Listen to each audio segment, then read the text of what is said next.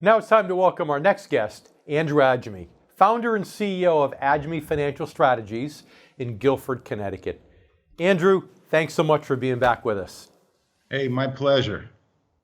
So tell us, how important is it, in your opinion, for people to look for an advisor who's a fiduciary, who's held to the fiduciary standard versus somebody who's held to just the suitability standard?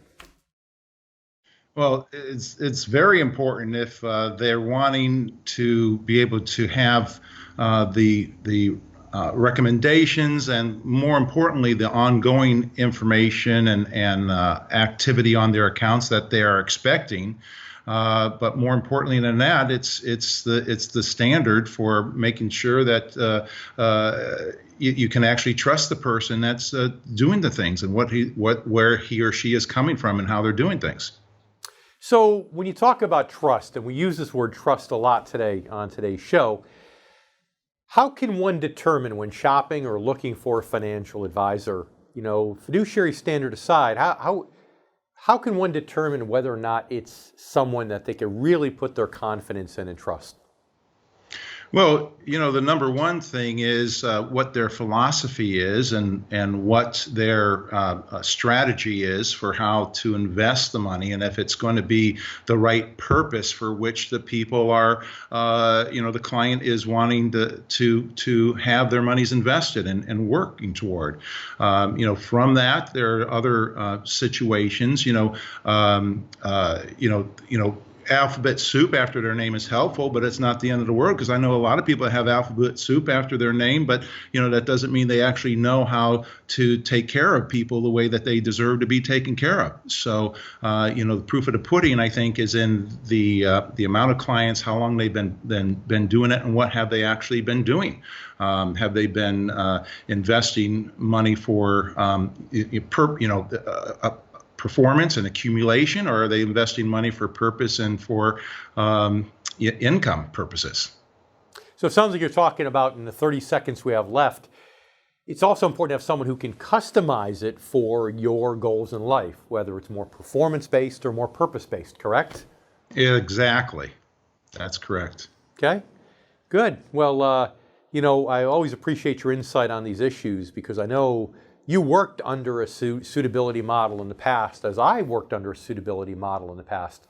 And when the economy changed, you and I both, probably at pretty much the same part in our career, said, we need to go in the fiduciary direction. In fact, I want to ask you about that a little bit right after the break. So you stay with us. We'll be back here in a moment on the Income Generation right after the break.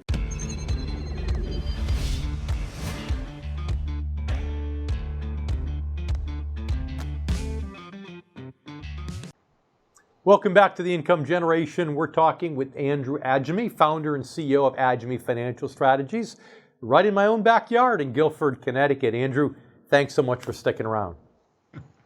It's great to be here, finally. Well, listen, like I said, you didn't always function as a fiduciary, and neither did I. And you made the switch. Before, you worked under this suitability standard. But I've known you to be very honest, very ethical, someone whom your clients could trust.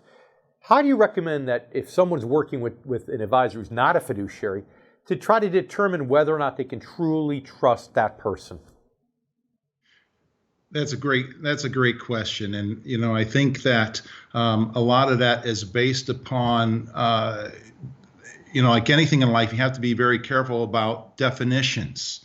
And I'm always talking about this in my workshops, is, there are people that use the same words that we do, but they don't have the same definition. Like anybody who's raised children knows that about 15 years old, give or take, their definition of done is something totally different than the definition of their parents. And so with that, what we find is in the financial world, it's the exact same thing, that people use these words like conservative.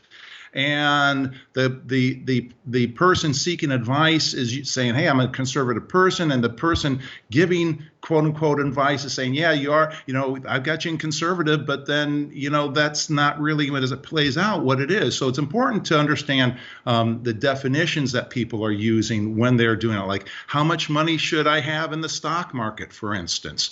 Some people don't even ask that question. I talked with one person who said, hey, this financial guy has said he's going to charge me this much. Is that good? And I said, well, it depends what he's doing. Is he buying you mutual funds, or is he buying you individual positions and managing your money? So there's these different definitions and questions that need to be asked. So if one of our viewers, let's say hypothetically, is with an advisor right now, and they're starting to get the impression that maybe the person doesn't have their best interest in mind, in 45 seconds we have left, what action should they take? What action should they take? Well, they should look at what the things that are around them. Just perceive where they are, what they are doing, where the person has come from. Ask whatever questions they can, and from my perspective, being a man of faith, I'd say pray about it and see what God says about it, and not just lip service, but actually asking Him. But be able to determine what's in their best interest. Andrew, we need to leave it there for now. Thanks so much for being here with us today. All right. Thank you. And you stay with us too. We have more on the income generation, and we'll be right back.